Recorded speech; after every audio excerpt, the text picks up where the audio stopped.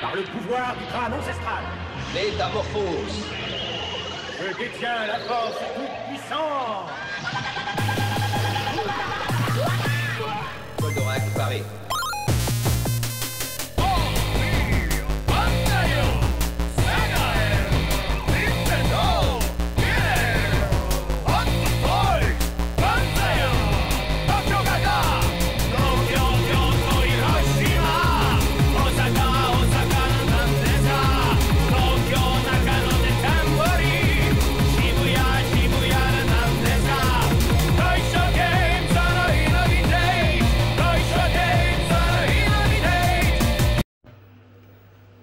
Voilà Joël, alors cette fois c'est bon, on a terminé notre petite séance de grignotage et maintenant on va aller voir comment ta game room. Hein. Ouais. Donc elle est là derrière, donc c'est vrai que j'ai déjà entrevu très rapidement, on a déjà un peu regardé ce qu'on allait voir ensemble parce qu'on va pas tout voir, il y aurait beaucoup de choses à dire. Déjà qu'on a fait presque 1 heure juste pour 5-6 trucs, donc voilà, on va essayer de se focaliser sur certains éléments. Donc on va y aller, puis là je vois déjà de la déco sympa. Oui. C'est très sympa, c'est quoi en fait? C'est des... Oh bah c'est ce qui se fait de nos jours, c'est des... Voilà, c'est récent ça. Ouais, c'est des plaques en aluminium où bah, on trouve la déco qu'on veut et c'est vrai que j'ai pas fait faire, les gens font faire. Moi dans mon cas c'est oh c'est marrant, c'est joli et puis bah, y en a une tu vois où c'est écrit Retro Gamer avec une manette NES. Ça c'est vraiment typiquement ce que tu achètes en grande surface. Et puis bah, ceux qui vendaient ceci, c'est d'ailleurs un magasin près de chez toi, mais ils ont ouvert une antenne à Bulle. Ah mais ouais, chez Happy Deal. Happy Deal, merci. Ouais, bah, je voulais aller peut-être justement après à Bulle pour les... Happy Deal, bah, ils sont ouverts dans le centre commercial de la Nouvelle Gare. Ouais, à la Nouvelle Gare. Et ils en ont encore? Alors oui, certainement. Ok. Et puis l'avantage c'est qu'ils sont ouverts en 7-7. Ah ouais, bah ouais, forcément dans la gare. C'est une gare, exactement. Et juste la couverture là du Castlevania. Oui, bon après ils sont pas fixés, je peux les sortir. D'accord.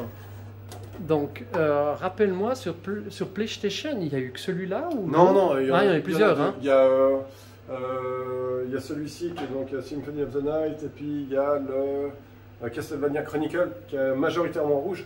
Ah ok. C'est les deux sur la PS1 ou... Oui, ah, c'est ok. les deux sur PS1. Ils sont faciles à trouver maintenant? Non. Ou... Non, ouais, il me semble pas. Hein. Alors, en fait, ils ont atteint surtout des cotes inavouables. Celui-là, à l'époque où je regardais comme ça, en me disant tiens, j'aurais bien me le payer, c'était un jeu qui valait 80, 90 francs. Ouais, allez, 100 francs si on allait un peu fort. Ouais. Et maintenant, bah, c'est un jeu à 350, 400 balles. Ah ouais, quand même. Parce que du PS1, t'en as... Enfin, je connais pas les codes de ces jeux, mais c'est un des plus cotés. Ouais, c'est un des plus cotés. Puis là, tu lui dis, tu parles pas de neuf, tu parles simplement d'un jeu oui, non. en boîte quand Après, même. ça fait partie de ces jeux populaires cotés. Après, il y a des jeux non populaires. Ok. Des exclusivités italiennes. Voilà, exactement. Des jeux un peu obscurs qui sont pas qualitatifs. Ouais. Et là, on arrive à des 1500, 2000 francs le jeu, quoi. Ouais, d'accord. Mais dans le populaire que les gens ont pu connaître facilement, c'est un des plus chers. Ok, intéressant. Et que j'ai en version Jap, je sais plus comment. Mais que j'ai en version japonaise et que je m'amuse à jouer de temps en temps. Ah, super. Original. Il est aussi difficile que ce qu'on a connu sur la NES Super Nintendo? Difficile à dire. Ouais, difficile à dire. Il n'est pas évident. Mais je pense qu'il doit pas être évident. Voilà ton entre cette fameuse game room. Fantastique. Si la machine à bulles fait trop de bruit, que ça devient désagréable, on peut penser à la... Alors ouais, c'est une très bonne remarque, tu as raison. Parce que, on va commencer bizarrement pas pareil, parce que comme ça on va peut-être pouvoir l'éteindre parce qu'elle fait un petit peu de bruit. Ouais. Mais en la voyant tout à l'heure, je t'ai posé la question, c'est vrai que si on en trouvait encore, parce que je la trouve vraiment super sympa. Ça c'est un achat 2022, automne-hiver 2022.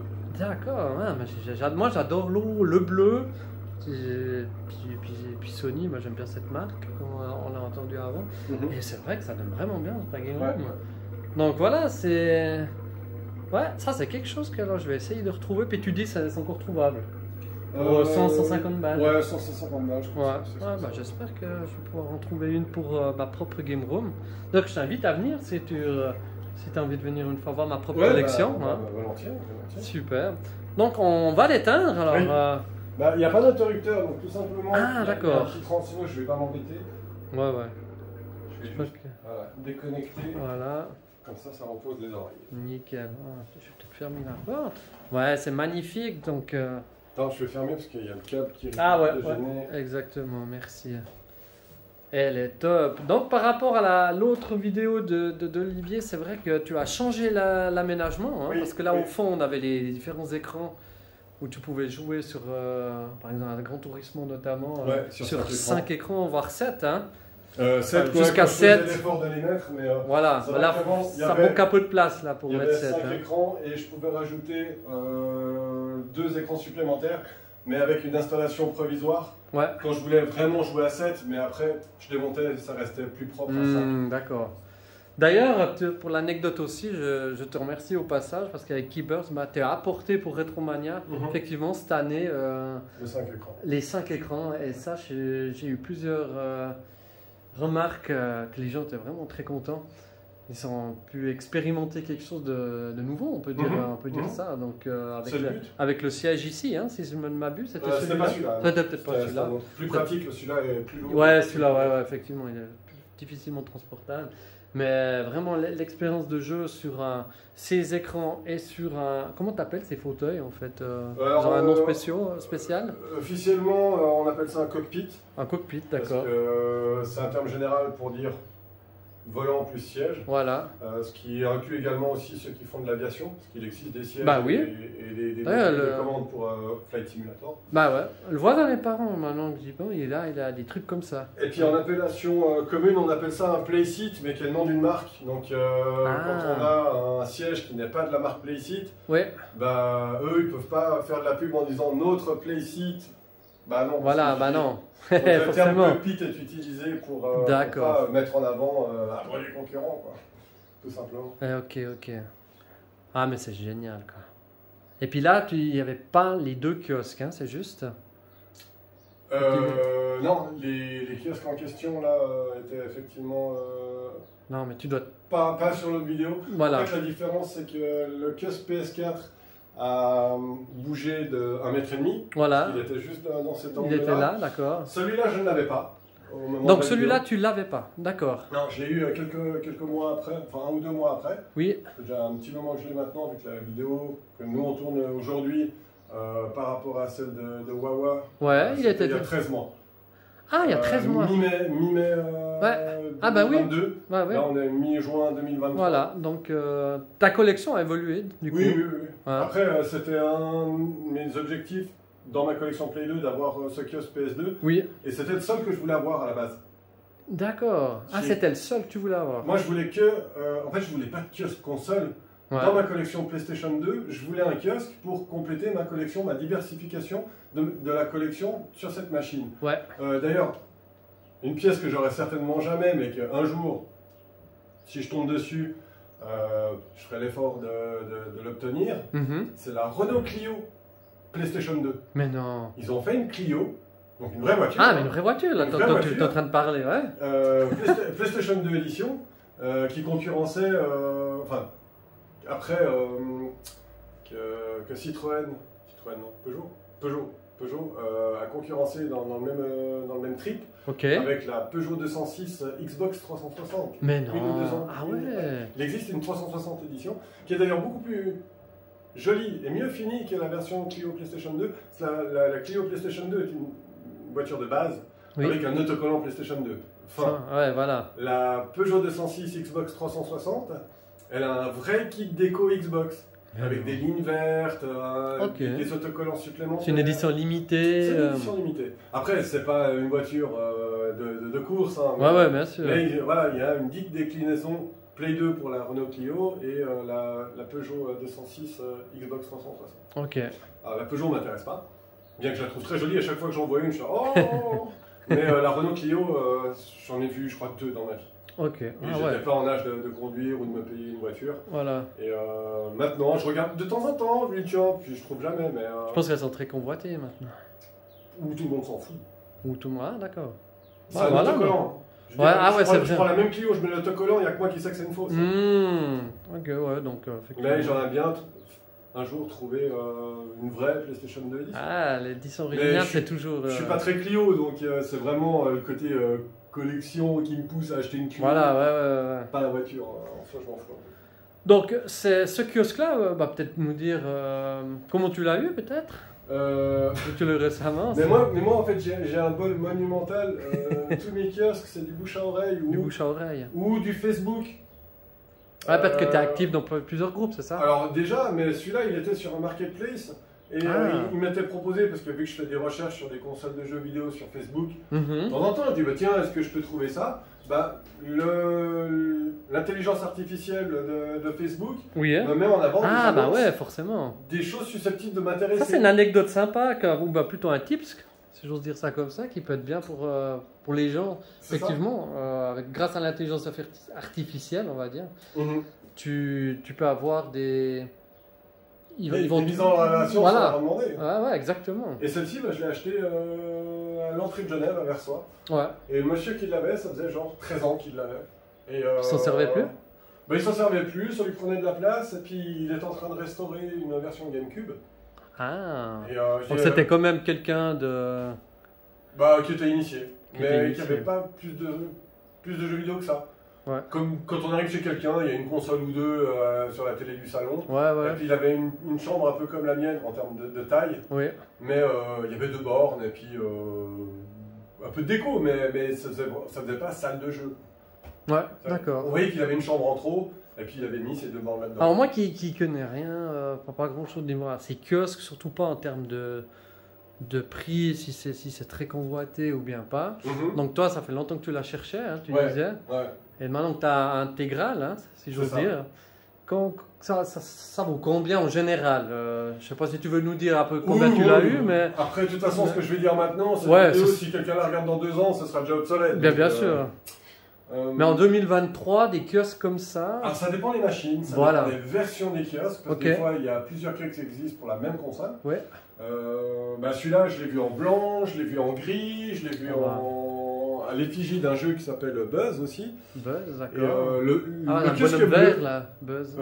Attends, j'ai une version. Ouais, ça me dit quelque chose, c'est pas un truc, un animal. J'ai vu ça ce matin que j'avais un Buzz là. Alors, non, Buzz, c'est une espèce de jeu télévisé fait par PlayStation. Un truc suisse, c'est que pourquoi il y a... Ah oui, ça c'est l'édition. Ah, ça c'est une version un peu casse-pied à trouver. Ah ouais? Collectionneur PSP, bonjour. Non, en fait, Buzz est une série de jeux qui reprend un petit, comme pour Question pour un champion. Ouais, ok. C'est mis en avant comme un jeu télévisé où on doit répondre à des questions. Oui. Et la version Play 2, la version Play 3, on a un buzzer avec un gros bouton rouge et puis 4 boutons avec des couleurs. Et puis ça permet soit d'avoir des jeux de vitesse, soit vous avez un peu un QCM, il y a 4 réponses, on appuie sur le bleu, on appuie sur le vert. Et c'est tourné comme une émission télé. Et pour faire la petite parenthèse, Brain of Switzerland est la version uniquement pour la Suisse. Donc que commercialisé en Suisse, qui existait sur PS2, PSP et PS3. Ouais. Et moi j'aimais bien Buzz, c'est un jeu qui m'éclatait. Et quand j'ai vu qu'il y avait une version spécifique par pays, j'ai voulu toutes les versions en français. Ouais. Parce que la version anglaise, ils parlent pas français, donc ça m'intéresse pas. Mais j'ai voulu la version belge, qui s'appelle Le plus malin des Belges. Ok. Il y a la version française, Le plus malin des Français.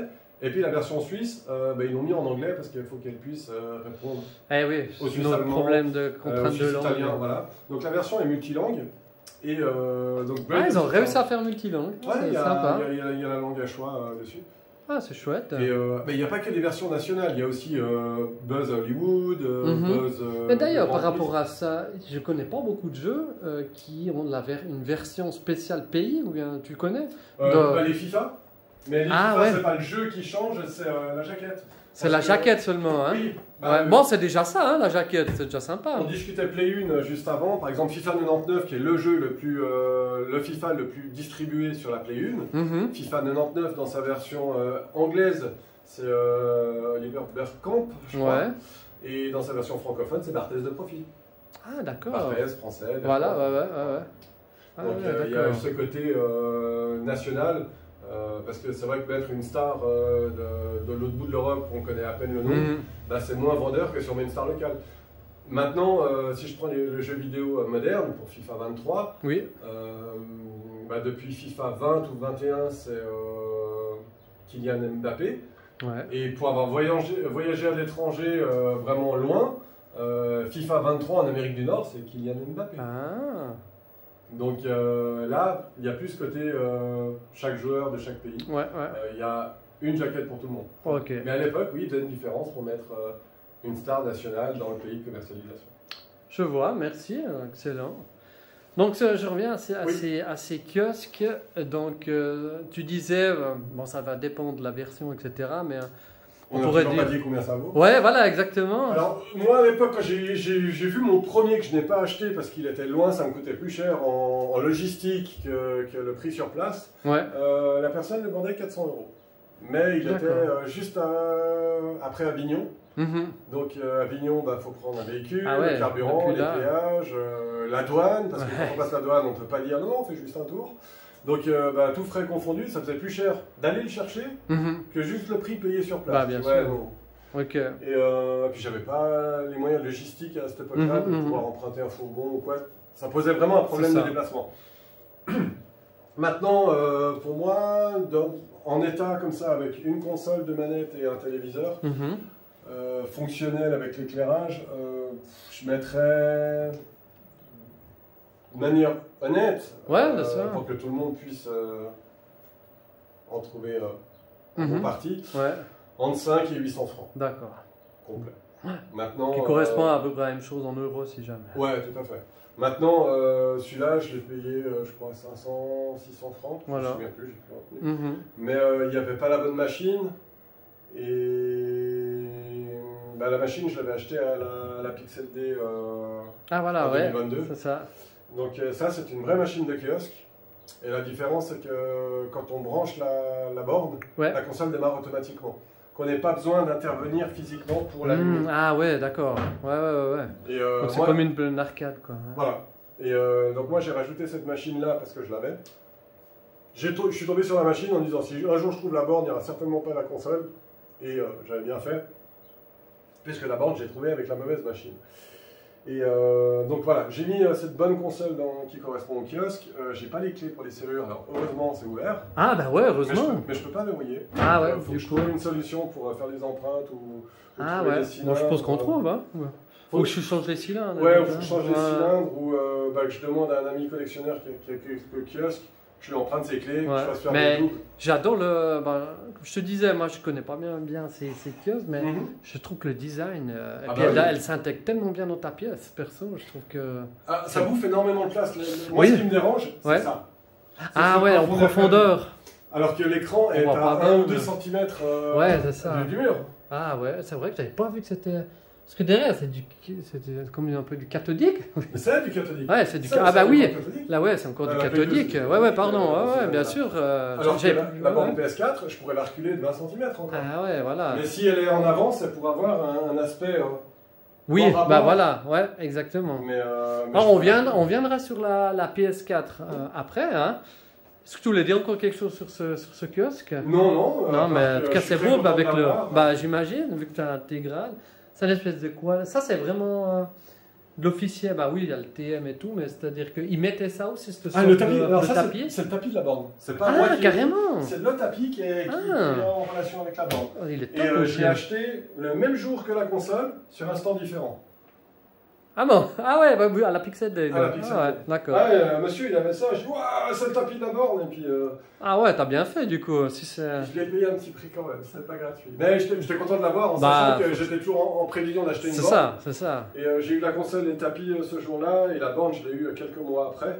Ouais. Et bon, génial. Moi, je suis content pour toi en tout cas parce qu'elle est. Elle est belle, elle a juste ce petit. Ouais, bah évidemment qu'elle a dû.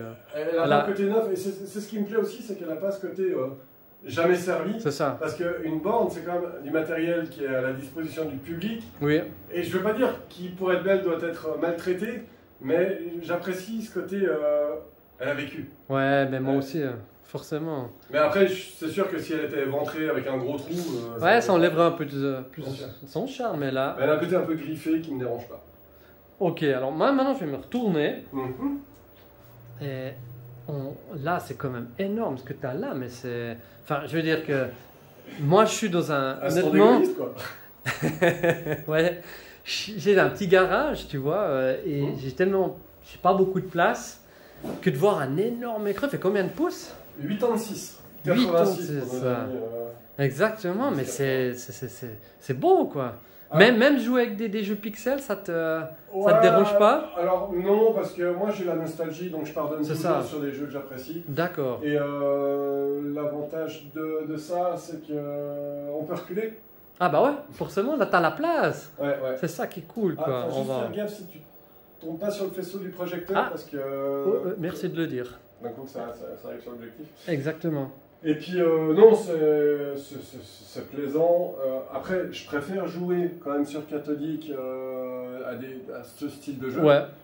On y reviendra parce que je vois une télé là. On parlera justement de ta manière de jouer qui diffère peut-être sur grand écran ou bien sur des BO, bien des PVM, etc. On y revient après. Alors là, on va plus se concentrer, si tu es d'accord, sur le jeu. Oui. Et en discutant tout à l'heure en off avec toi, tu m'as dit que tu avais une version de Mario Kart, qui est celle-ci qu'on voit maintenant à l'écran, qui est un peu spéciale. J'aimerais bien si tu peux nous en dire un tout petit peu plus. Alors en fait, c'est une version de Mario Kart de Super Nintendo qui est apparue l'automne dernier, qui est en fait une version, on peut dire qui a transpiré, mais qui aurait pu se retrouver sur le net. C'est une version prototype de Mario Kart. Prototype de Mario Kart qui date, si je dis pas de bêtises, 92. En tout cas, la version, la première. C'est ça. Et donc là, il y a certaines choses qui sont pas finies. On est vraiment dans le... Bon, on verra plus tard. Donc, par exemple, les adversaires, les objets qu'ils ont à disposition, c'est des pots de banane.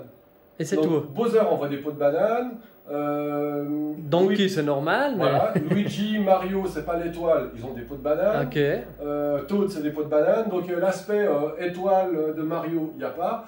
L'aspect champignon de la princesse et de Toad, il n'y a pas. Tout le monde, c'est des pots de banane. Donc au niveau des objets, c'est ça. Voilà. Qu'est-ce qu'il y a d'autre qui diffère? Il n'y a pas la touche sautée. Le côté dérapage n'est pas encore là. Ah, il n'y a pas. Tu peux pas faire déjà des... Là, il y avait déjà un peu l'e-drift, on peut dire. Alors, bon, pas comme... Oui, mais pas en sautant. Mais pas... Ouais, c'était pas en sautant. Et puis... T'as raison. Pas sur Mario 64, on pouvait déjà drifter comme ça. Et puis les circuits, il manque des éléments ou ça a été retravaillé par la suite. Par exemple, ça, c'est le premier circuit qu'on a sur... Le premier circuit, qu'on reconnaît, mais la version définitive...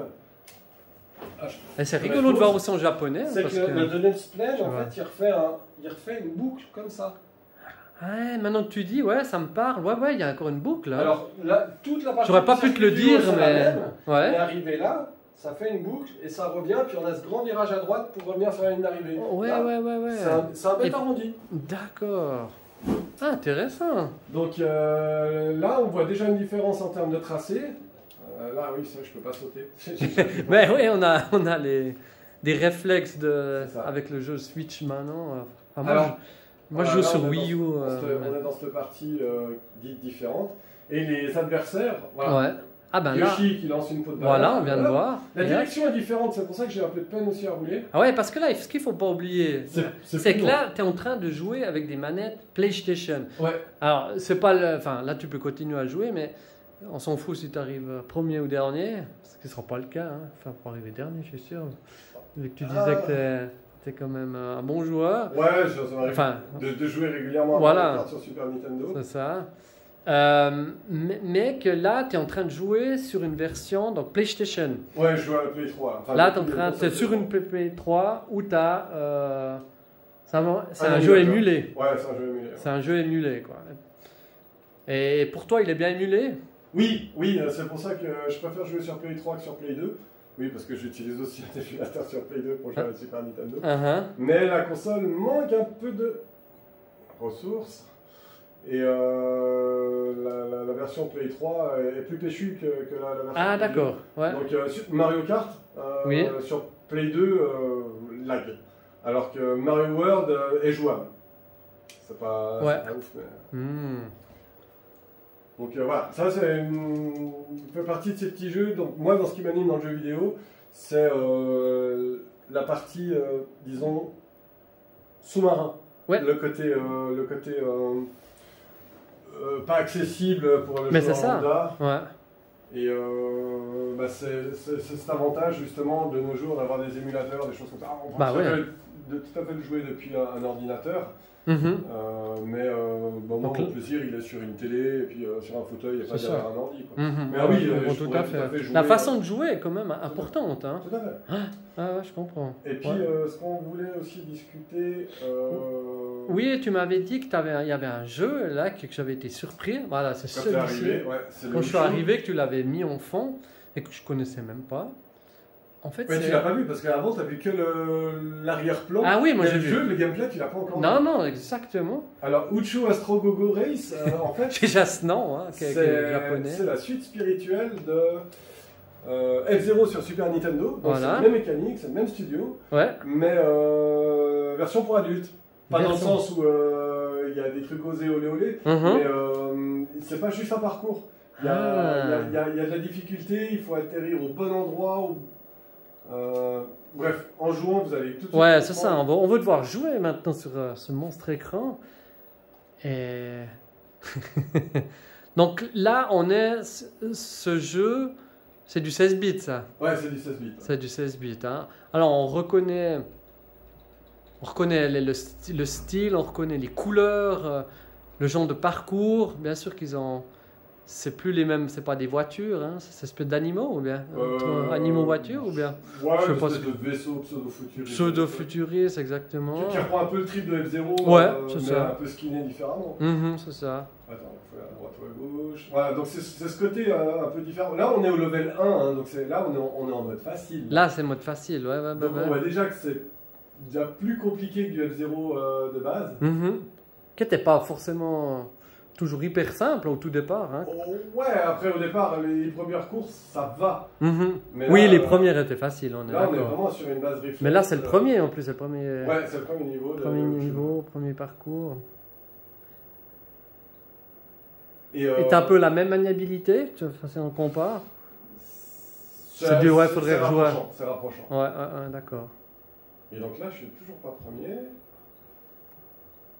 Et donc, tu disais que c'est un jeu qui est sorti. Ah ouais, ça c'est le. Ouais. Bien sûr.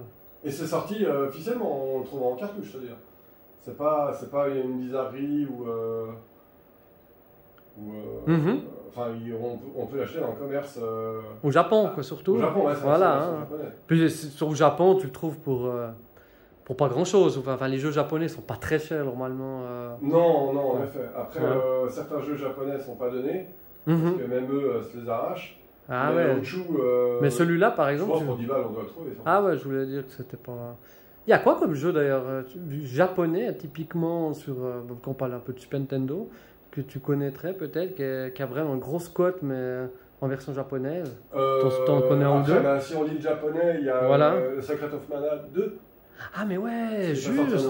Ah oui, il n'est pas sorti en Europe, t'as raison. Ouais. Donc ça, c'est des petites bizarreries ou volontaires, dans le sens où ils sortent une suite, mais que pour eux. Voilà. Ah ouais, donc... Et puis là, j'ai un jeu très 2021. Voilà, on va encore regarder un autre. Canon. Alors ça, moi, je l'ai fait tourner en convention. Et l'avantage, c'est que c'est prise en main très rapide. D'accord. Très très rapide. Vu que c'est un jeu Atari 2600, le jeu Atari 2600, c'est un stick et un bouton. Et un joueur, niveau aléatoire, et voilà. Donc, voilà. Donc là, tu es sur une émulation d'un jeu Atari. Voilà, et ce jeu, par contre, a 4 ans. Ah, mais ça c'est intéressant. Il a que 4 ans ce jeu. Ouais. Donc c'est des fans, j'imagine. C'est ça. Fans de la console, c'est laquelle? L'Atari 2600, je présume, ou la VC 2600? Non, c'est l'Atari 2600 qui existe en deux versions. Bah, j'en ai une derrière toi. Après, si tu veux, c'est la Junior. C'est cette machine qui était en plaqué bois. Ouais, exactement. Avec c'est ça. Un stick et un bouton, rouge. C'est la plus connue, je pense, la plus vendue de chez Atari. Et là, on est sur un jeu d'affrontement. Donc là, je joue contre une IA. Ok. Et, en fait, le bouton, donc qui est simulé par le bouton 3 sur un Play 3, donc il y a le bouton rouge sur le stick. Ouais. Permet en fait de charger le tir. Donc quand on voit les personnages plisser les yeux, c'est en fait qu'on appuie sur le bouton et on peut plus se déplacer. Et plus on reste appuyé, plus on charge la profondeur du tir. Ouais, ok. Et quand on relâche, bah, le projectile s'en va. Et le but, bah, c'est avec son projectile de toucher l'adversaire. Ah, c'est vraiment ce... Ah, voilà, bah, là, on a la preuve en direct.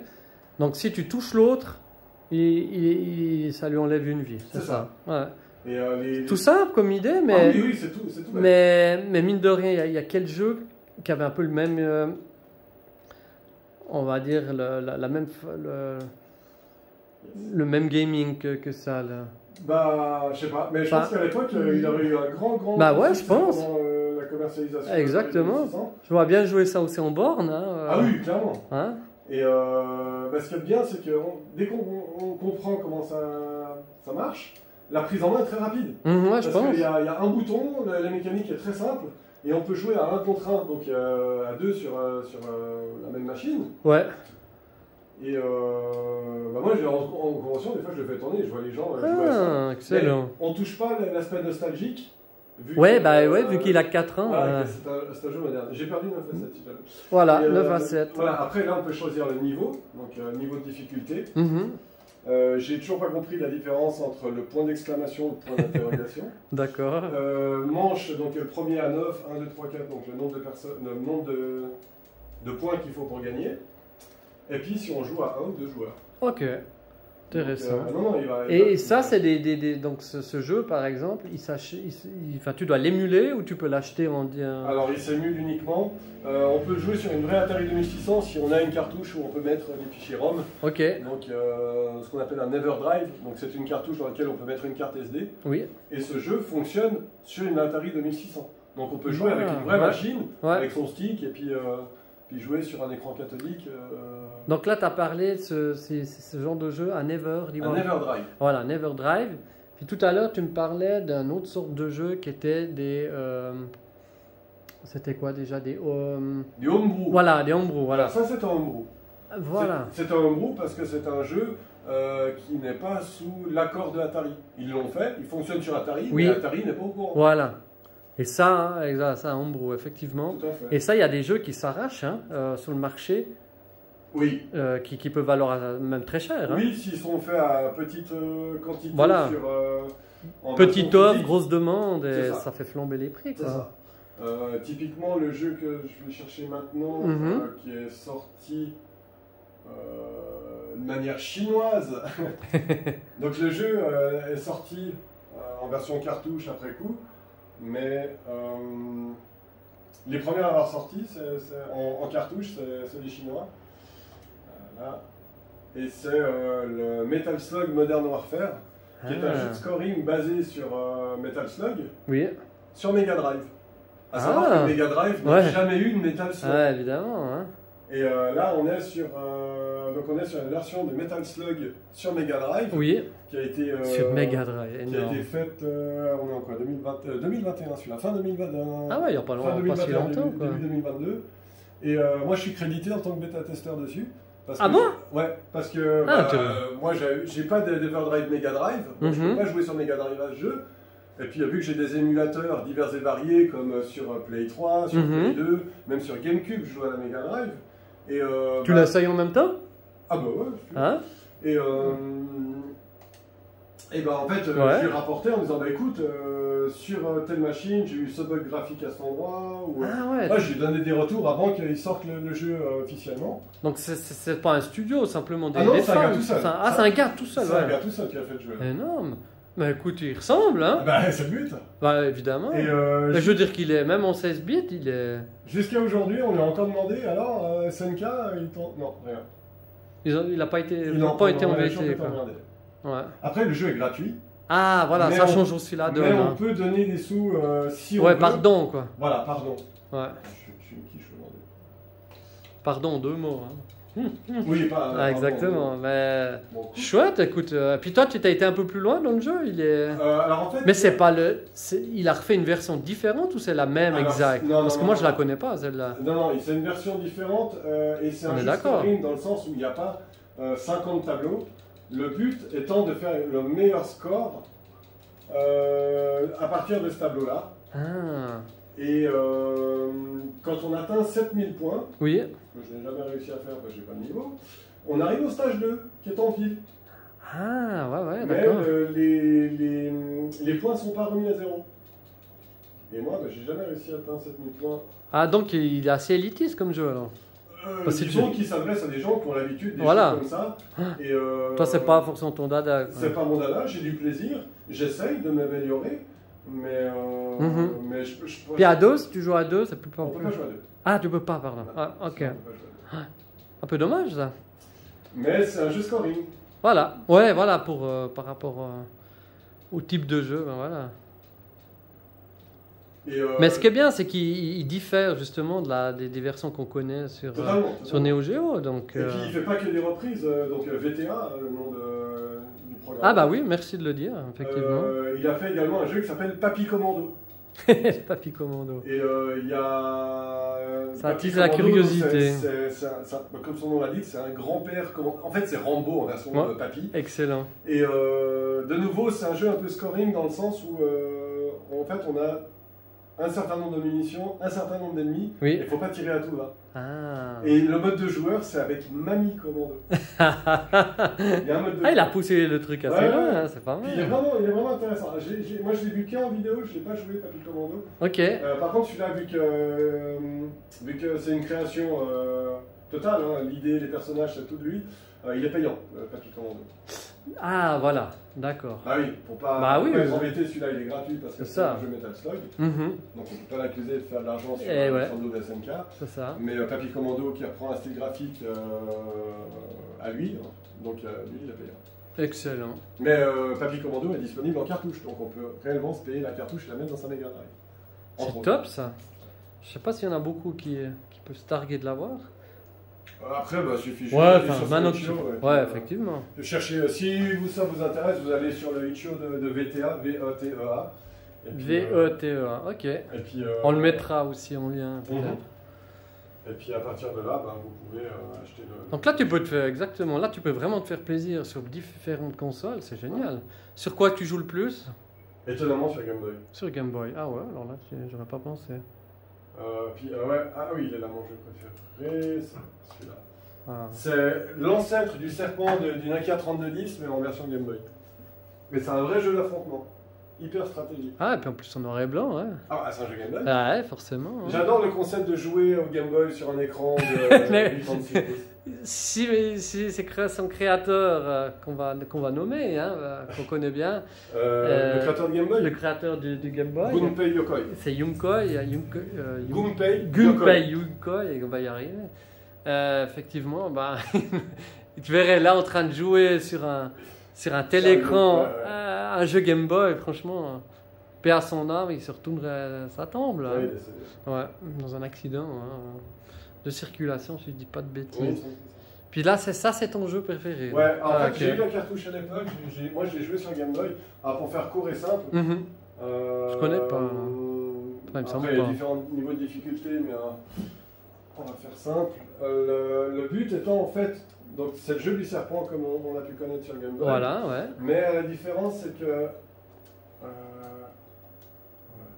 je cherchais juste mes touches. Là, c'est en fait de tuer l'adversaire. Ah, ok. Ça, c'est le but. Pas se laisser encercler comme il est en train d'essayer de voilà. Donc là, ah ouais, ok, ouais, je vois.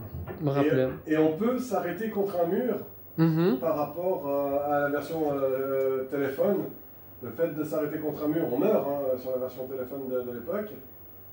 Oh le fou, hop là. Ah ouais. Voilà, donc là,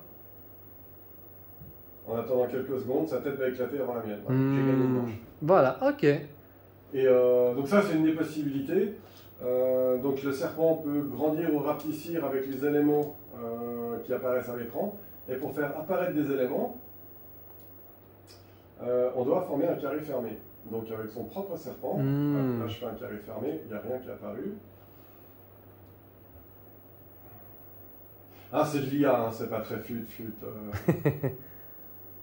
Ah, c'est clair qu'on n'est pas encore au stade de ChatGPT comme on parle maintenant, tous ces temps. Donc là, j'ai pris C'était de l'IA quand même un peu basique ou bien? Oui. Comme on avait... Bon, voilà, là, il s'est de nouveau tué. Et ça, tu peux jouer longtemps? Toi, quand tu joues en fait, c'est un 6 manches gagnantes, c'est comme au tennis. Ah ouais, d'accord. Et on peut jouer à 2 avec un câble Link. Ok. À l'époque, j'avais trouvé quelqu'un qui avait le jeu et on jouait ah ouais, sympa. en LAN, hein, en LAN Game Boy. En LAN Game Boy, ça c'est Par joli de contre, dire. le système LAN ne fonctionne pas avec l'émulateur. Ça aurait été excellent de pouvoir jouer à 2 avec 2 PS3 ou Bah oui. PS2 avec le système RJ45.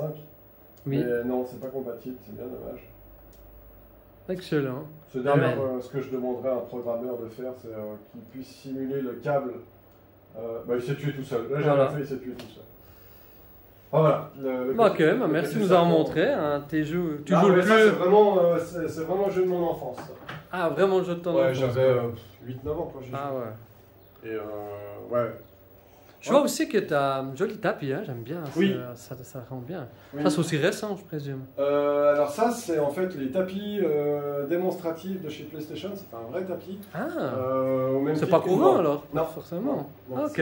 Alors, AliExpress en propose, mais c'est pas la bonne dimension. Ils sont pas la bonne dimension.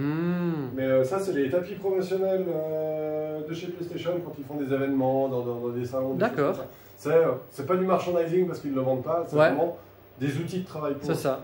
Pour des décoration. Quoi. Décoration. Et c'est celui qui a vendu les baskets qu'on verra après. Ah oui, les fameuses baskets. Ben voilà. Et puis là, il y a quelque chose à dire sur tes consoles que tu vois là? Après, je collectionne aussi les versions collector de Play 4. D'accord. Mais après, on s'éloigne un peu du rétro. Mais moi, j'ai une passion pour Star Wars.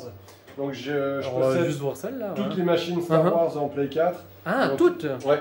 Il y en a 3. 3, d'accord.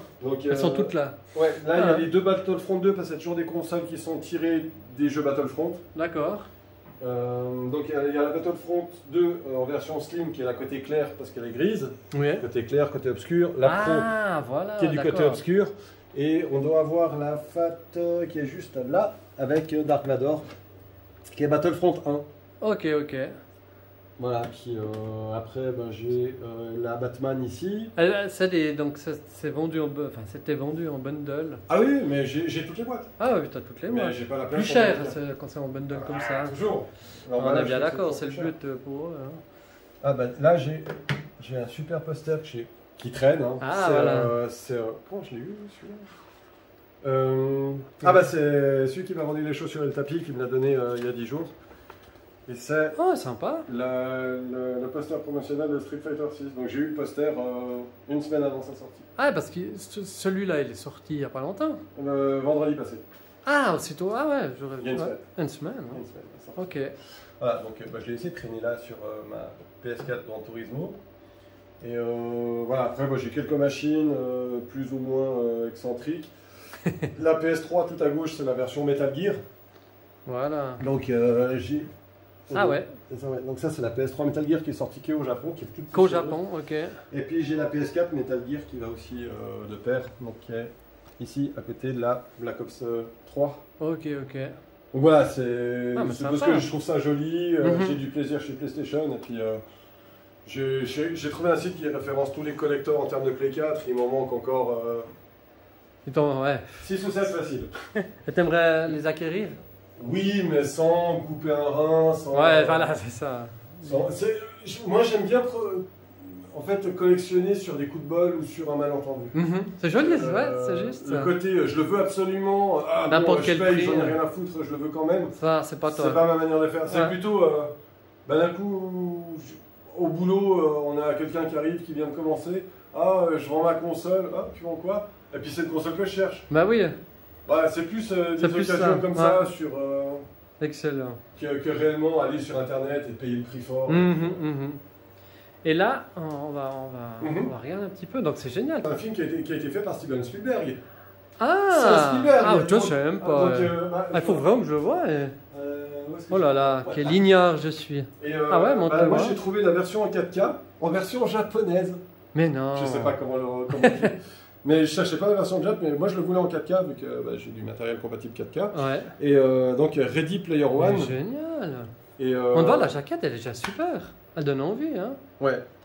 La vraie jaquette c'est celle-là, celle qu'on croise en début. Donc là il y a plein évidemment de références. Oui.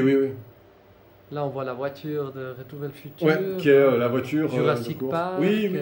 King Kong. Spider-Man, Star Wars Batman, quand même un peu. Oui, il y a un peu de Star Wars aussi. Ouais. Non, c'est vraiment pop culture. Et puis, vu que c'est Spielberg et puis que tout le monde s'entend avec Spielberg, il y a des références à James Cameron, il y a des références à... Ouais, c'est bien ça. Ouais, cool. Robert Zemeckis. Ouais, Zemeckis. Trop facile, quoi. Trop bien. Bah merci, alors ça va me donner envie. J'espère que ceux qui il vient de verront sortir en 4K. Ouais. En Blu-ray il est disponible. Je veux dire, c'est pas un film qui est compliqué à voir. Ok. Il est disponible en neuf. Fantastique. Alors on va regarder un petit peu ces... Ma zone foutoir un petit peu. Ta zone. C'est sympa tout ce qui est station de charge pour les manettes. Ouais. Il manque la Play 3 parce que je m'en servais juste avant sur l'émulateur.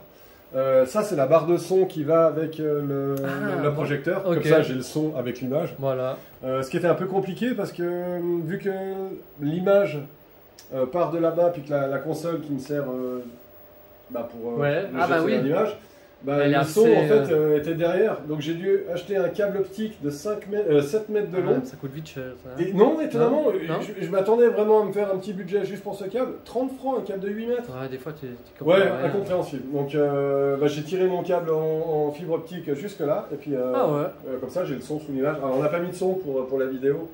Pour éviter qu'il y ait... Exactement, les droits. Voilà, donc ça c'est mon Atari 2600 Junior. Qui est la version slim de l'Atari 2600 standard. Oui, donc c'est la version évidemment officielle de l'époque, qui est sortie après la 2006. Hein. Voilà. Mais elle n'est pas mieux en termes. Non, c'est la même machine. C'est la même machine, c'est la même moteur, on va dire. Non, on est d'accord. C'est pas une version moderne comme ils sortent une version HDMI. Voilà, c'est pas une version. Pas du tout. Et là j'aime bien, mine de rien, bon, c'est connu, mais ton meuble simplement. Ah c'est un Kallax, hein. C'est comme beaucoup. Comme beaucoup, mais ils sont top, hein. Ouais, ils sont top. Chez moi, j'hésite à m'en acheter un comme ça, parce que moi j'ai fait de la récupération, mais du coup je trouve que ça donne super bien dans ces. Ouais, ça donne un côté homogène. Avant, vu que j'avais 2 fois le même meuble, ça faisait vraiment. Enfin, c'est full noir, c'est toujours sur le même côté esthétique. Et voilà, là, je vais m'attarder aussi sur ce Mario parce que tu me disais qu'il est assez spécial, étant donné que c'est quelqu'un qui te l'a fait. Hein. Oui. C'est pas une version chinoise. Hein, non. Donc, alors c'est quelqu'un qui fait de la gravure sur bois, sur métal et sur plastique. Oui.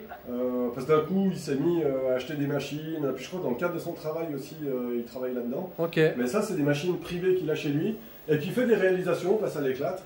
C'est super bien réalisé. Il a publié ce Mario éclairé comme ça. Donc lui, il a réalisé le plexiglas. Mais l'éclairage, c'est du Wish. Hein, ouais, voilà, bien sûr. Et on voit tout de suite, en fait. Voilà. Ouais. Ah ouais. Et ça, on peut commander en ligne. Oui, totalement. Totalement. Et puis après, c'est le même système, on peut changer les couleurs. Mario, je l'ai mis en rouge parce que ça paraît logique. Mais... C'est sûr. Ah, joli. Et puis là, c'est rigolo. Je vois un petit moniteur. Un 9 pouces. C'est un petit 9 pouces. Je viens de m'en acquérir un nouveau. De ces petits 9 pouces. C'est pas un PVM ou un BVM celui-là, ou bien sûr. C'est un PVM. C'est un PVM. Hein. C'est un PVM. Ouais, parce qu'on voit il est profond. Et celui-là, il venait d'une régie télé. Mais une régie télé mobile. Oui, d'accord. C'est-à-dire quand il y a un gros événement, un accident de voiture ou que d'un coup il y a des journalistes qui débarquaient avec la fourgonnette, genre la TSR bonjour, oui alors on est en direct, machin. Il y a une régie mobile, donc dans une fourgonnette, et dans la fourgonnette, ils avaient des heures d'écran. Et puis dire qu'à un moment donné, j'ai déjà fait une vidéo avec mon ami où on parlait justement des différences entre les PVM, les BVM, puis à un moment donné, c'est vrai qu'il disait qu'il les jetait. Ah oui, à une époque, on n'en voulait plus de ces écrans. Parce que c'était lourd, c'était embarrassant. Mais bien sûr. Et les hôpitaux s'en servaient aussi. Oui. Et moi j'avais un ami, il faisait le tour des hôpitaux. Il prenait sa voiture, vous tombez bien, on allait la semaine prochaine. Il fallait être là au bon moment. Et il est rentré, il m'a dit, la meilleure coup qu'il a fait, c'est 13 écrans. 13 écrans Avec, en une journée. Ouais. En un seul lieu. En plus, en un seul lieu. Et du 20 pouces, du 24 pouces. Donc on parle maintenant, un D20 chez Sony, c'est un écran à 1200 balles, on s'entend. Un D20. Et suivant qui, même des fois plus cher. Donc après sortir un 24 pouces. Non, vas-y. Là, c'est un 9 pouces pour donner la. Mais moi, je trouve que c'est rigolo. Moi, j'aime bien. J'aime beaucoup. Il y a un côté de perfect pixel qui est sympa quand même. C'est ça. Et puis le côté cool du petit écran, on voit moins les défauts. Bah ouais. Le grand écran, c'est cool, mais il faut avoir un super grand écran pour pas voir les défauts. Exactement. Tandis que là, c'est presque pas perceptible du coup. Après, le petit problème de celui-là, c'est que c'est un PAL. Il fait que du PAL celui-là, et que du composite. Oui, d'accord. Donc moi j'ai juste mon petit câble jaune tout moche. Ouais. Et je peux afficher que du composite dessus. Voilà. C'est pas cher. Dans les PVM, oui. Ça c'est le premier prix. Ça c'est le premier prix. Il n'y a pas de son, je fais que du composite, il fait que du PAL, et c'est un 9 pouces, c'est les plus petits. Ça c'est ouais. Puis maintenant, bah moi je l'ai. Toi tu l'as payé combien par exemple celui-là, tu te souviens? 40 €. Ouais d'accord. Il y a un petit moment alors. Une année. Ah non alors. Attends, non, quelle année 2 ans, pardon. Ok. Bon, bah, ça vaut quand même plus. Hein. Ouais, un 9 pouces, en 9 pouces composite. Ouais. Celui qui sait pas trop, il va dire ouais, mais c'est un PVM, ça vaut 200. Puis quand tu regardes, tu fais, c'est un composite 9 pouces, ça vaut pas grand chose. Faut juste réveiller les gens. Tous les PVM sont pas hors de prix. Ouais. Après, voilà. C'est pour ça que j'ai voulu celui-là parce qu'il est pas trop grand. Ça me faisait marrer le côté 9 pouces. Mais oui. Et puis, je suis pas le pro PVM, j'en ai pas. Moi, ça me va très bien de jouer sur un CRT, comme un téléviseur ou un vidéoprojecteur qu'on met à ta gauche, qu'on verra après. Ouais, exactement. Ça, c'est dans des bonnes dimensions, c'est une fortune. Oui. J'ai pas envie de mettre une fortune pour un écran comme ça. Excellent. Bon, on reparlera des écrans avec la télé, enfin plutôt la télé tout à l'heure. Puis là, je vois que j'ai vu ça, la bizarrerie sur ta NES, là, le Game Over. Ça, je trouve vraiment sympa. Par contre, ce que tu n'as pas encore vu, c'est que... Non, j'ai encore pas vu la chaussure. C'est que c'est en fait une chaussure faite par Vans de 2020-2019. Avec en fait que des personnages de Mario de 85. Excellent. Voilà. Donc neuve, hein, jamais portée. C'est un branding ça. Ouais. Entre Vans et Nintendo. Tout à fait. Et dedans, il y a les deux logos Vans Nintendo. C'est chouette. Ça, c'est quelque chose qui vaut quelque chose. Oui. C'est pour ça que je me suis empressé de les acheter. Et l'étiquette, enfin la languette, c'est comme la jaquette. C'est la jaquette de NES la Black brodée. Box. Ah ouais, c'est brodé quoi. Et puis l'autre pied, il y a les étiquettes de qualité avec donc Vans et Nintendo. Ouais, chouette. De nouveau avec le Scenes of Quality. Et puis le côté Vans au lieu du logo Nintendo. Excellent. Et la boîte, je ne sais pas si tu l'as montré en vidéo, mais la boîte des chaussures, c'est une NES. Mais oui, c'est ça que j'ai trouvé génial. Rien que pour le carton, j'achèterais quoi. Et ça, t'as acheté ça combien à l'époque? Alors j'ai acheté un lot, et je ne l'ai pas acheté à l'époque, je l'ai acheté il y a 10 jours. Ah ouais, c'est pour ça que tu as le carton encore là-bas. C'est ça. Bon après, je t'avouerai, je vais les stocker dans le carton. Hein. Là, c'est plus le plaisir d'avoir l'objet. Je vais les laisser là parce que c'est vraiment casse-pied à faire tenir. Puis j'ai acheté plusieurs choses, donc j'ai acheté un seul lot. Oui. À un seul prix. Ah ouais, ça c'est bien. Donc j'ai acheté une PS5, la dernière PS5 qui me manquait, parce que oui, dans ma débilité de collection, j'ai collectionné toutes les Play 5 sorties. Donc il y a 6 modèles, lui il avait le 6e que j'avais pas. Ah, il y a 6 modèles de PS5? Ouais. D'accord. En termes d'avancée, de diversification de modèles pur au niveau console, je parle pas d'emballage, il y a 6 modèles différents. D'accord. Et il avait le modèle qui me manquait, j'en avais déjà 5, il me manquait ce 6e. Et il avait ces chaussures-là, et il m'a aussi donné des biscuits PlayStation qui viennent d'Italie, qui sont périmés. Ouais, c'est un peu comme les pastilles qui se baladaient dans la fontaine à bulles, sauf que c'est des biscuits à manger avec les logos des touches. Ah, c'est génial. Donc pareil, je ne vais pas ouvrir, mais il y a l'emballage qui est, c'est de la bouffe PlayStation. Voilà. Moi j'aime bien ce genre de produit, perso. Marrant quoi. Ouais, d'accord, excellent.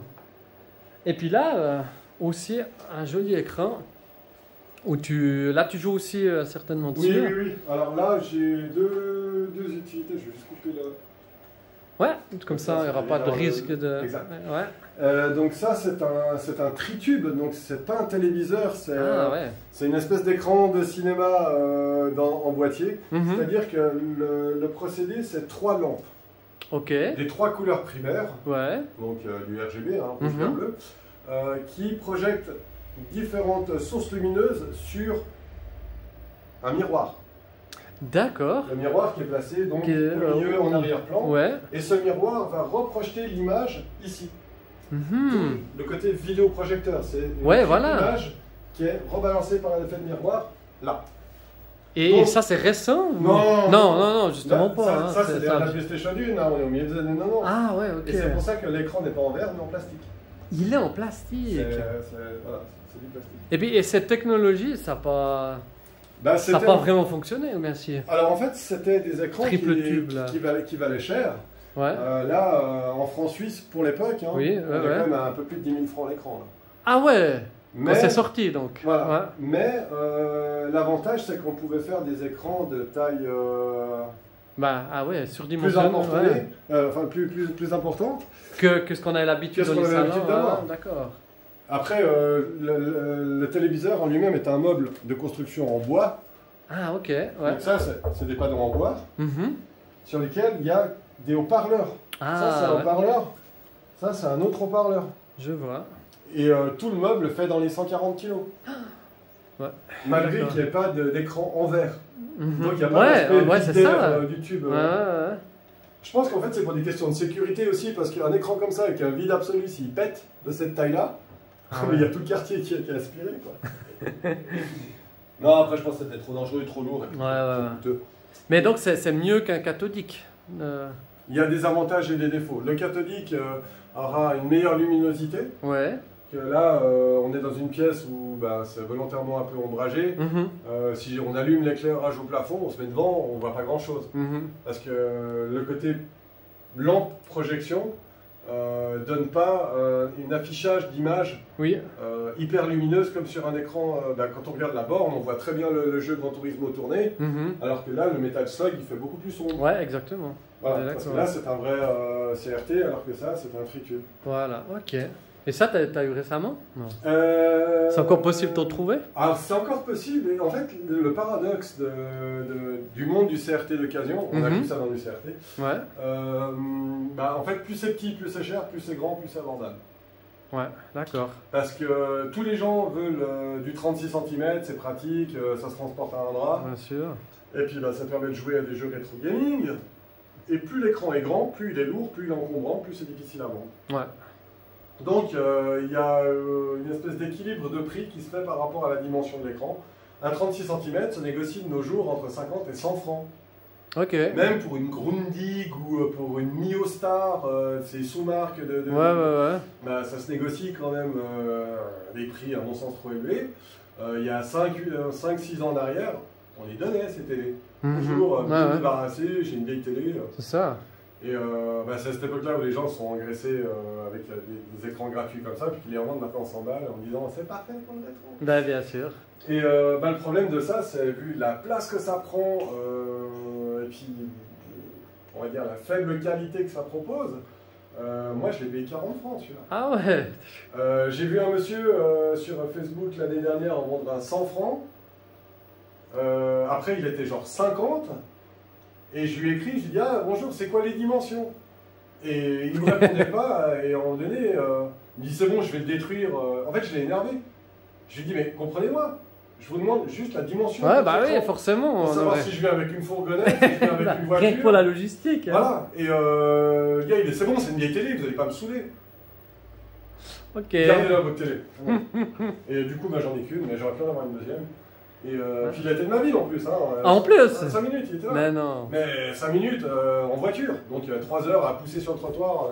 Ouais, c'est ça. Donc il n'a pas voulu me répondre, il a gardé sa télé. Et ben voilà. Il a sûrement atterri à la déchetterie. Hein. Ça le regarde. Exact. Il m'aurait dit les dimensions, je me débrouillais. Oui.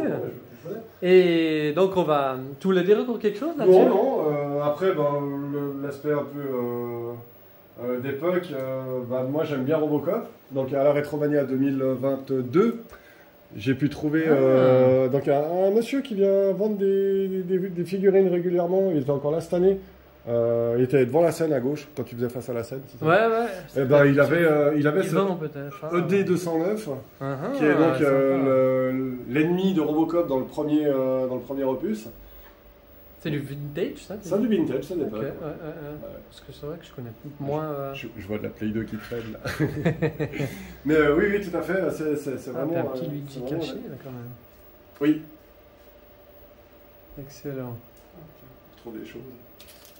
Ah, des fois, hein.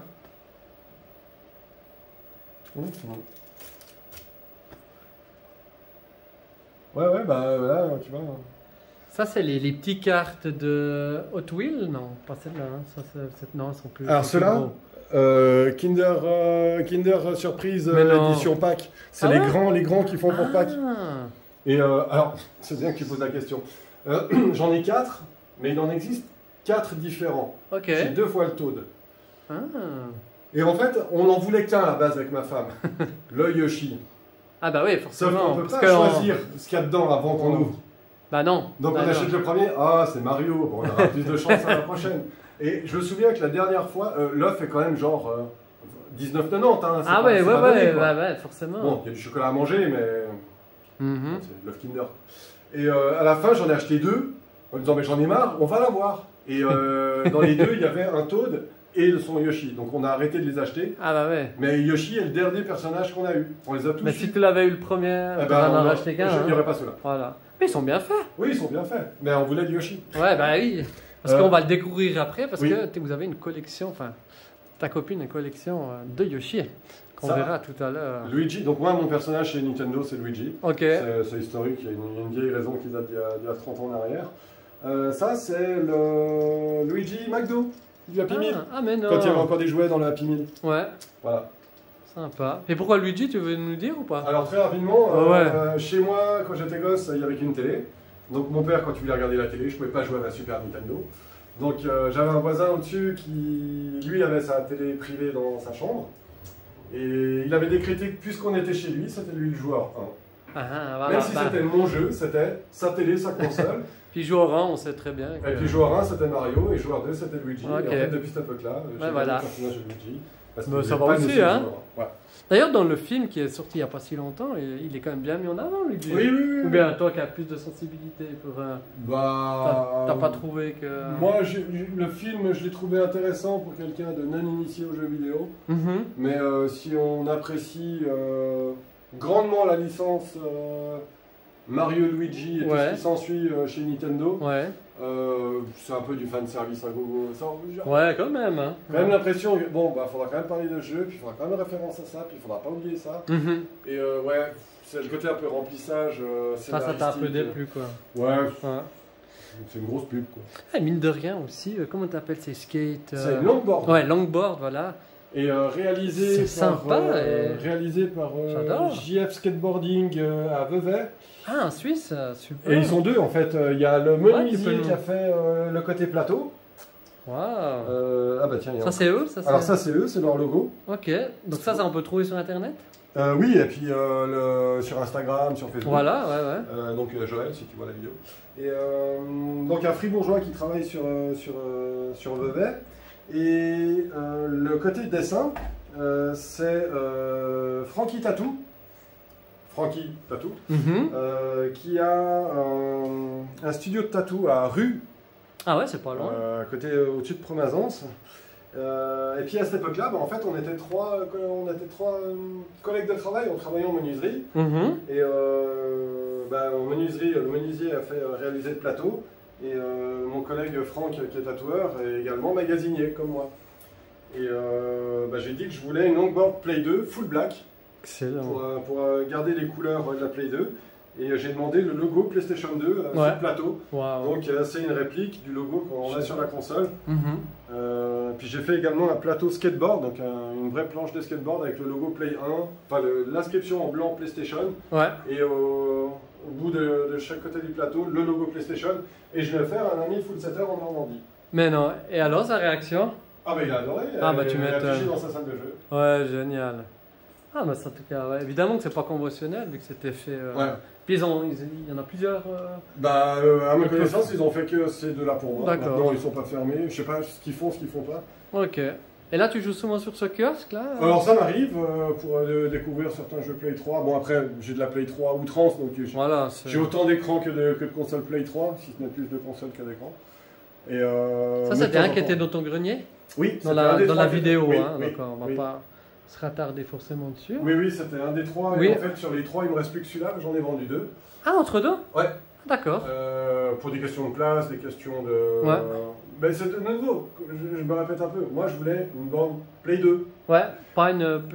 Et pas 3 bornes Play 3. Voilà.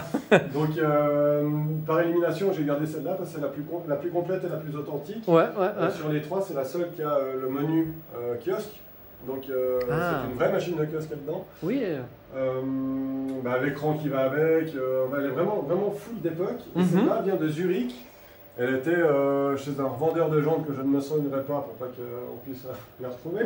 Bref, une marque de jantes avait dans leur shop ces kiosques et ils montraient à leurs clients sur Gran Turismo 5 les jantes qu'ils proposaient sur les véhicules si les clients l'avaient. Comme ça donnerait. Voilà, comme ça donne en jeu vidéo. En fait, ils s'appuyaient sur le jeu pour montrer les jantes, pour vendre de vraies jantes Mais à partir non. de Gran Turismo 5. C'est pas bête, hein? Ouais. Et puis, on en a parlé, ça faisait 6 ans qu'il était en remise, qu'il prenait la poussière. Ok. Et c'est un ami qui est représentant et qui va donc dans ce garage. Il dit, oh, maintenant j'ai un pote qui collectionne les PlayStation. Et c'est comme ça que j'ai eu ce deuxième kiosque. Parce que, historiquement, c'est mon deuxième PS3, j'avais déjà eu le premier, et que j'ai eu un troisième. Et là, les 3 kiosques, il n'en reste plus qu'un, c'est celui-là. T'as pu les vendre, j'imagine, facilement les autres. Oui, c'est pas les... C'est pas ça qui est... Et puis après, de nouveau, vu que j'ai pas cet aspect faire de l'argent avec ça, je me prends pas pour Dieu à dire l'argent ça sert à rien, on est bien d'accord. Tuer mon prochain. Mais je sais combien je les ai payés, et c'est pas un secret. Celui-là, je l'ai payé 200 francs complet. Ah ouais. Le premier, je l'ai payé 200 francs complet aussi. Et le deuxième, j'ai eu un lot de 4 que j'avais payé 2500 €. Donc si on fait une division, ça fait à peu près 600 balles chaque pièce. Voilà. Et donc en moyenne, j'ai un peu regroupé ça et j'ai revendu les kiosques 300 francs pièce. Eh ben. Complet. Hein. Donc écran, manette, console. Ils ont fait une bonne affaire. Donc oui, en guillemets, j'ai fait 100 balles. Non, je dis ceux qui ont acheté, ont tout fait une bonne affaire. C'est ce que je dis. Mais quand on calcule à la revente, dans ce que j'ai acheté, je suis perdant, j'ai perdu des sous. Ouais, justement. Et puis ils s'en cachent pas qu'à 300 balles le kiosque, ils sont très contents à ce prix-là et puis d'avoir cette opportunité. Quoi. C'est clair. Le premier que j'ai vendu, mieux si un jour t'en vends, je dis je le vends si tu veux. Puis quand je lui ai dit le prix, il a dit ah ouais. Et puis le deuxième, il est parti en Normandie, donc il y a le plateau aussi PlayStation, qui m'a offert le Luigi, donc on se fait plein de cadeaux depuis des années. Et puis là, il est venu avec sa voiture depuis la Normandie, donc il y a 8 heures de route et des poussières. Et il est rentré avec ses bornes, je lui ai fait un papier pour la douane. Pour la douane, et voilà, je sous-signais, monsieur Intel avoir vendu à monsieur Intel une borne PS3 à tel prix, nanana, le date. Enfin non, on fait ça les choses bien. Ouais. Et puis t'as pas eu de soucis. Il est passé à la douane, il n'y avait personne. Content, mais au moins vous aviez fait les choses. Oui. Bon, il a pas payé sa TVA, mais moi j'ai le document, parce que celui qui l'a pris, je l'ai acheté en France. Donc techniquement, il est déjà en TVA française. Oui. Donc il n'y a pas de vol en fait. Exactement. Et là, on arrive encore à une jolie télé, hein. C'est du BO, du Bang & Olufsen, hein, qui était, encore maintenant, on peut dire, réputé pour leur design, hein, pour la qualité surtout la qualité d'écran. Hein. Et ça, je crois, si je dis pas de bêtises, moi j'ai pratiquement le même que j'avais mis à Retromania, mais qui a eu un souci d'ailleurs. Je sais pas pourquoi. Mais moi, franchement, jouer sur ces écrans, c'est top. Et puis là, t'as mis donc une Mega Drive. Une Mega Drive 1 sur un Mega CD 2. Sur un Mega CD 2. Ouais. D'accord. Et là, tu es en train de jouer au jeu Bugsy. Ouais. Jamais joué à celui-là. Moi non plus, je l'ai rentré. En fait, j'ai rentré le week-end passé un Mega Drive, dont cette Mega Drive 2. Oui. Enfin, Mega CD 2, pardon. Il y a beaucoup de différences, le Mega CD 1 et 2. Alors, le Mega CD 1 était vendu qu'au Japon. Ah. Le Mega CD 1 est une extension vraiment par-dessous, où par rapport à la Mega Drive, il n'y a pas d'appendice. D'accord, ouais. La Mega Drive 2, qui fonctionne... je vais y arriver, je confonds toujours. Le Mega CD 2 qui est sorti en Europe, qui est sorti aussi au Japon, Oui. est fonctionnelle sur la première et la deuxième Mega Drive. Oui. Et là, en fait, c'est entre guillemets pas très juste, mais c'est fonctionnel de mettre une Mega Drive 1 sur un Mega CD 2. Moi, je l'ai connu comme ça, mais il faudrait être plus juste en mettant une Mega Drive 2 sur le Mega CD 2 en termes de génération. Mais ils ont bien fait la chose. Mais ça changerait quelque chose techniquement? Non. Ils ont bien fait la chose parce que la Mega Drive 2 étant plus courte, donc il n'y a pas cette partie-là. Ouais, ça, c'est un bed cache pour aller jusqu'à la Mega Drive 1. Ouais. Ça, c'est juste du plastique. Hein. Ouais, voilà. Ah ouais, ok. C'est juste qu'esthétiquement, ça sert à rien, c'est juste pour que ce soit homogène. D'accord, d'accord. C'est l'extension si on est sur une Mega Drive 1. Alors moi je suis sur Mega Drive 1, je l'ai mis, mais si je mettais ma Mega Drive 2, que j'apprécie moins. Ouais, ok. Et puis juste, encore là, au niveau de l'écran, tu trouves jouer sur là-dessus, donc sur BO ou jouer sur un PVM, tu remarques beaucoup de différences? La différence, on la remarque surtout sur un écran CRT standard, donc téléviseur cathodique. Ça, oui.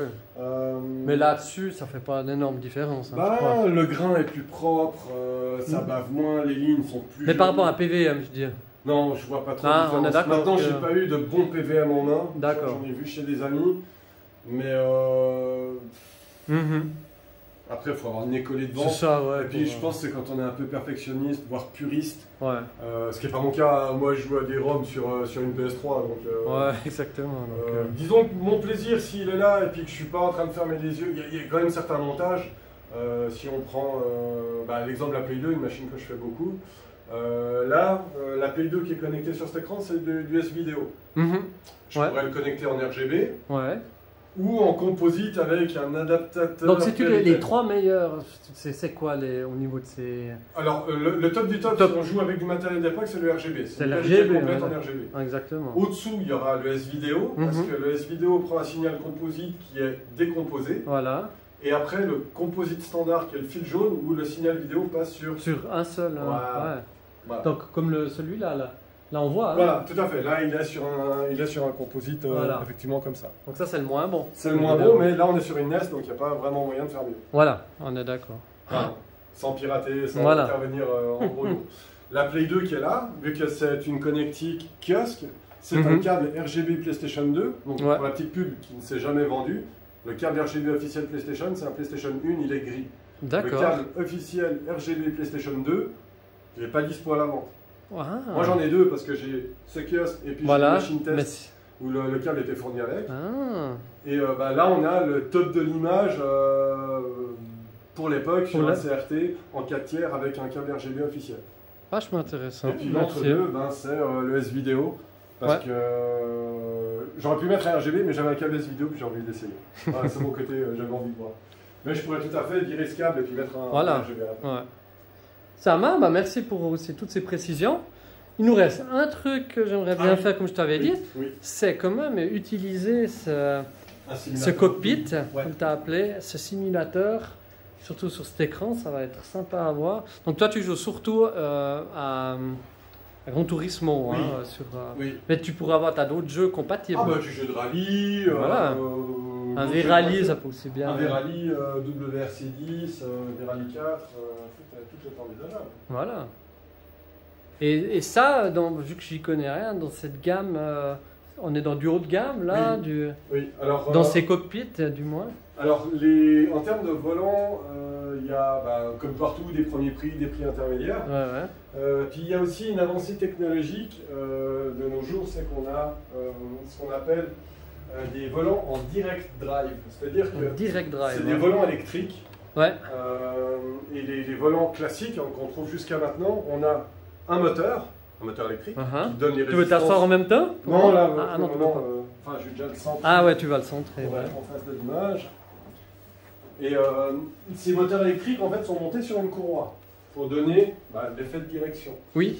Et cette courroie, elle glisse, elle se détend, elle fatigue. Et à ça, les constructeurs ont inventé ce qu'on appelle un direct drive, ce qui est le cas de celui-là. Le direct drive, c'est qu'en fait, ils ont monté la colonne de direction directement dans le moteur. C'est-à-dire qu'au lieu d'avoir un moteur déporté avec une courroie, avec un axe, ben, ils ont pris l'axe du volant, donc l'axe de ceci, et ils ont mis le moteur autour de l'axe. Donc, un moteur électrique, c'est une succession de bobines de cuivre, comme il y a dans un démarreur de voiture, voilà. ou un moteur de voiture télécommandée. Et le cuivre, en fait, est enroulé autour de l'axe. Ouais. Donc, il n'y a plus de courroie. Ouais. D'où l'appellation direct drive. D'accord, il n'y a plus de courroie. Voilà. Et on a une meilleure sensation, une meilleure prise de conduite. Il n'y a pas d'effet de latence. C'est la truc que j'ai mis la console. Et on n'a pas d'effet de latence par rapport à ça. Mais malheureusement, bah, c'est des volants qui ne sont pas donnés. Ah oui, d'accord. Et tu dis pas donné, c'est-à-dire plusieurs centaines de francs, quoi. Ouais, voilà. Ouais, bien. Même un petit millier de francs maintenant. Ah, même un petit millier de francs. Donc, à cela, il y a 3 fabricants mondiaux qui font des volants. Je vais faire court et simple pour console parce qu'il y a évidemment plus de fabricants. Et donc Trustmaster d'un côté, Logitech de l'autre et Logitech ils sont Fanatec. Ok. Et Logitech qui est suisse. Hein. Logitech, ouais, qui est une multinationale. Ouais, qui était de base à Morges. Hein. Ouais. Et là, ben, je suis sur un volant Logitech qui est le premier direct drive de leur fabrication. Logitech qui faisait des premiers prix avant. Logitech, c'est des volants à 300 balles, c'est pas ouf, mais ça fait le café. Quand on joue de temps en temps, ça va très bien, mais voilà, c'est un peu. Ça va, c'est un jouet quoi. Ouais. Et là, bah, ils ont bien pété un boulard parce qu'ils ont sorti celui-là qui se veut comme une référence du direct drive. Vu que comparativement, ben, Fanatec fait des très beaux volants direct drive et un premier prix qui est très populaire depuis sa sortie, qui s'appelle le GTDD Pro, qui est donc un volant dédié à Gran Turismo. Mais voilà, qui n'est pas donné non plus. Un GTDD Pro, c'est dans les 1000, enfin, un premier prix à 800 balles, suivant comment il est fini, mais entre 800 et 1200, 1600 francs, suivant ce qu'on veut. Et bah là, le Logitech, on est quand même à 1500 francs avec pédalier. Et voilà, ça fait partie des petits sacrifices financiers qu'il faut faire pour avoir du très bon matériel. Après, on n'est pas obligé d'aller jusque-là. Moi, j'aime bien rouler, j'ai un bon plaisir de jeu, donc ce qui fait que j'ai eu un entrée de gamme, le volant que tu as vu dehors, qui est dans ce salle ici, c'est juste point de vue de plage, je l'ai enlevé, qui est un milieu de gamme, voire haut de gamme, mais encore à courroie. Oui. Et là, magnifique, tu te fais plaisir. Alors juste, je vais te laisser démarrer gentiment le jeu. Il a déjà démarré. Il a démarré, fantastique. Je vais te reprendre tout de suite parce que je vais être sûr au niveau de la batterie que ça tienne. Alors je vais stopper puis on va reprendre tout de suite après. C'est ça. Voilà. Alors là, je t'ai repris. Tu me dis si c'est bon. Oui. Alors c'est parfait. Donc là maintenant on te voit vraiment assis avec tes gants Inifuge comme tu me disais en off. Justement, ils ne sont pas Inifuge. Non, ceux-là, pardon, ils ne sont pas Inifuge parce que sinon ils seraient un peu chers. Hein. Mais c'est quand même des vrais gants Sparco, tu me disais. Puis tu as l'habitude de conduire avec quand tu es sur ton ou dans ton cockpit, on peut dire. Hein. Dedans. Exactement. Et ça c'est magnifique quoi. Et là, donc, tu as embrayé le Gran Turismo. C'est quelle version? C'est le 7, c'est le dernier. Ah, ça, c'est la dernière version. Ouais, j'ai pas suivi, moi. C'est la dernière version sur PS5. PS5, ouais. Voilà. Et qu'est-ce que t'en penses? Il est bien, mais un peu décevant par rapport au précédent. D'accord. Ils n'ont pas réussi à mieux faire? Ils ont fait des choses différentes. Ah, ok. Pas forcément. Ok. Ben voilà, on est embarqué. Donc là, je suis pas sur internet, je suis en mode histoire. Ok. Et ça permet d'avoir des sensations. Et t'es un bon joueur, on peut dire ou... J'ai pas un niveau international, mais je t'aime démerder. Après, à une époque, je jouais tous les jours. Maintenant, j'ai un peu de pied parce que justement, ce set me plaît pas forcément. Ce set, tu dis. Gran Turismo 7. Ah, d'accord. Mais après, en général, je fais des journées à 500-600 km de parcours. Donc ça veut dire concrètement que tu joues combien de temps quand tu fais une journée comme ça? 4 heures. Ah ouais, d'accord, c'est des 64 heures d'affilée. Ouais. Ok. Après, pas forcément d'affilée, parce que parce qu'on prend, mais... on est en piste. Après, il y a le côté aussi design, les voitures, on les peint, on les modifie nous. Ah ouais, d'ailleurs, tu auras une anecdote à nous montrer, tu me diras quand je la... Là, on en voit déjà un petit bout. Ouais.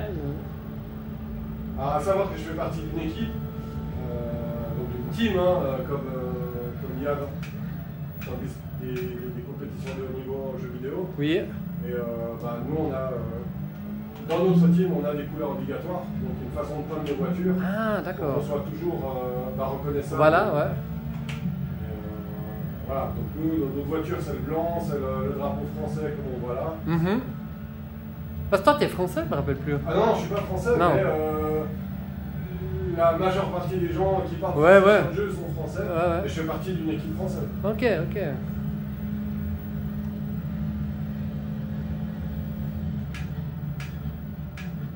Et en termes, parce que j'y connais rien, là, c'est les pédales et tout, c'est réaliste ou... Oui, alors on est en condition comme dans la voiture, c'est-à-dire que dans la voiture, là... Ah ouais, toi, t'es Senyuki, là, on voit, t'es 15e, hein, c'est ça? Ouais. Voilà. Après, c'est une course d'endurance d'une demi-heure que j'ai lancée là. Ah ouais, donc... Et puis, il s'arrange toujours pour qu'on fasse des remontées. Et puis là, on est sur le circuit du Mans, donc qui est un circuit réel. Ah, c'est vraiment... Ouais, ok. Ouais. Et ce circuit, la particularité, c'est que c'est des routes. Quand on regarde au sol, c'est de la vraie route nationale française. Ah, excellent. Ils vont au détail, hein, vraiment. Le niveau d'exigence est là, les gens veulent du réalisme. Oui. C'est le jeu le plus réaliste. Hein. On peut dire ou bien. Il faut aller sur PC. C'est vrai sur PC? Ouais. C'est encore mieux? Ouais, là c'est joué à côté. Mais non. Ouais. C'est quoi sur PC qui est vraiment encore... Si tu prends un R Factor comme jeu ou... R Factor, ok. Ou Assetto Corsa Competition. Ok. Il faut une bonne heure pour régler la voiture. Régler les amortisseurs, régler l'aéro, enfin... C'est ce qui me déplaît, c'est qu'on devient ingénieur. Et je suis pas là pour être ingénieur, je suis là pour conduire. Mon pilote, il sait régler la voiture. Mais je suis sur un jeu vidéo. C'est ça. Donc c'est justement la limite entre la simulation et puis le jeu en lui-même. Donc là, avec ton installation, tu dis que tu es un peu à la limite entre... Comment tu peux augmenter encore ton immersion au jeu où tu as... Le VR. Ouais, voilà. Le jeu est compatible depuis la sortie du VR2. Ah ouais, là tu pourrais te mettre un casque. Là je pourrais mettre le casque et puis quand on met le casque, on a la vue intérieure. Donc on a la vue comme ça. Par contre, si je bouge la tête, ça bouge le champ de vision. Voilà, d'accord. Et ça, t'as déjà testé? Ouais, bien sûr. Ouais. Mais je suis sujet à ce qu'on appelle au motion sickness, donc j'ai des envies de dégueuler. Ouais, donc c'est pas trop ton... Ouais. Mais étant collectionneur PlayStation, j'ai acheté un VR2 et je vais essayer d'autres jeux aussi. Voilà. J'ai le Horizon. Ouais. Ah ouais. Je sais plus comment il s'appelle. Bref, le jeu Horizon qui est sorti en VR2. Et Mais le casque, tu l'as déjà? Ouais, mais... Il est par là? Il traîne, je sais pas où. Ah mais oui, sur la télé là. Non, ça c'est les manettes du VR2. Ah, d'accord. Mais oui. D'accord. Alors, et là, on veut voir la voiture maintenant. Justement, j'en un peu plus en détail. Là, j'ai fait juste un tour. Parce que j'ai trouvé ça. Et alors, tu peux aller jusqu'où? Ah, mais oui, le casque. Excellent. Waouh, top. Et rediffusion, lancer la rediff, et puis là, on peut voir la course. Ouais, magnifique. Ça, c'est comme génial. Hein. Ouais. Tu peux aller jusqu'où dans la customisation de ta bagnole? Tu as fait le cas, tu as la voiture, tu pourrais encore faire plus ou... On peut faire les habits aussi. Ah, les habits. Mais les habits, vu qu'ils sont en partenaire avec Puma, on peut pas tout faire. Ouais, c'est clair. Mais tu payes pas quand tu customises comme ça. Hein. Mais au vrai championnat du monde Grand Turismo, donc si j'avais le talent nécessaire pour rouler, en fait je pourrais participer aux éliminatoires en ligne sur ma console depuis chez moi. Ouais. Et puis, si je fais ce qu'il faut, après j'ai le facteur qui m'envoie une jolie invitation. Et je dois prendre l'avion pour aller rouler avec les gens. Ce serait quelque chose qui t'intéresserait? Si tu avais l'occasion? Non, j'ai pas de niveau.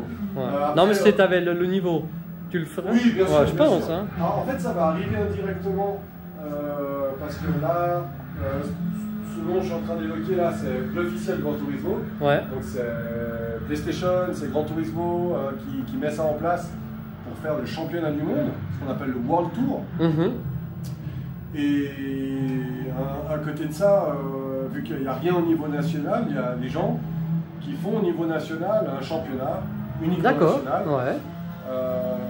Et puis là, il y a le French Tour, donc qui est totalement non officiel, qui va avoir lieu le 3 et 4 novembre cette année. Ouais.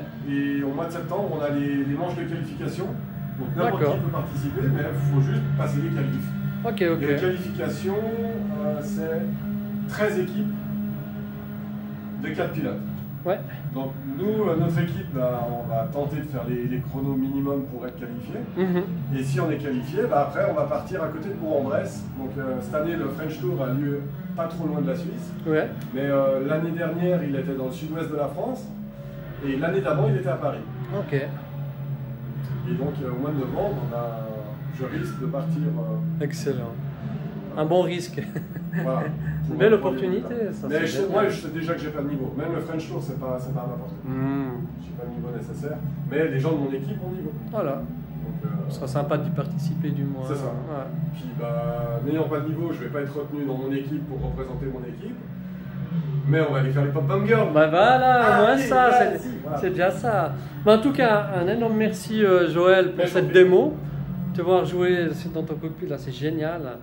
Et puis, est-ce qu'on va aller vite encore voir? Tu as dit que tu avais encore une collection dans une pièce qui n'était pas la tienne, mais est-ce qu'on va vite regarder ça? Tu vas vite voir si on peut aller maintenant. En attendant, je vais filmer encore celle-là, la PS4. Ouais. Et peut-être qu'on fera encore une vidéo bonus sur ce kiosque.